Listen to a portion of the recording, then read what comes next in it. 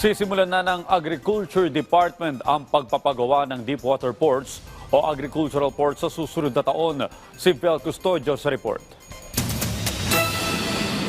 Upang mapabilis ang pagbabiyahe ng mga fertilizers, target ng Department of Agriculture na makapagpatayo ng 2 deepwater ports sa susunod na taon. Prioridad ng DA na maitayo ang mga daungan sa Abra de Ilog sa Occidental Mindoro at Dipolog City sa Zamboanga del Norte. Parang sa Mindoro.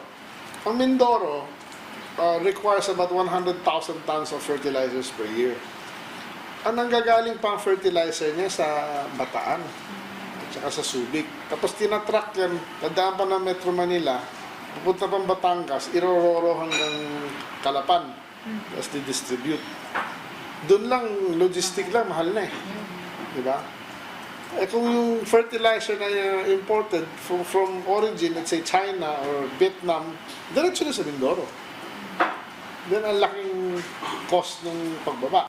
Bukod sa pataba, makatutulong din ang pagpaparami ng agricultural ports para mabilis na maihatid ang iba pang produktong agrikultura sa mas mababang logistics costs.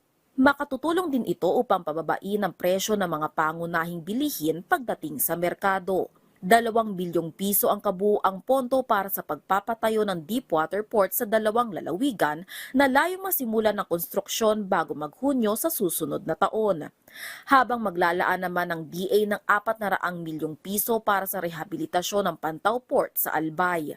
Target ng ahensya na matapos ang pagpapagawa sa mga naturang agricultural port sa 2027. Kasama rin ang daungan sa Batangas sa mga susunod na itatayong deepwater ports. Kung titignan mo yung mapa kung nasaan karamihan ng feed mill sa Itlogan, sa Manukan, nasa San Jose, Batangas eh.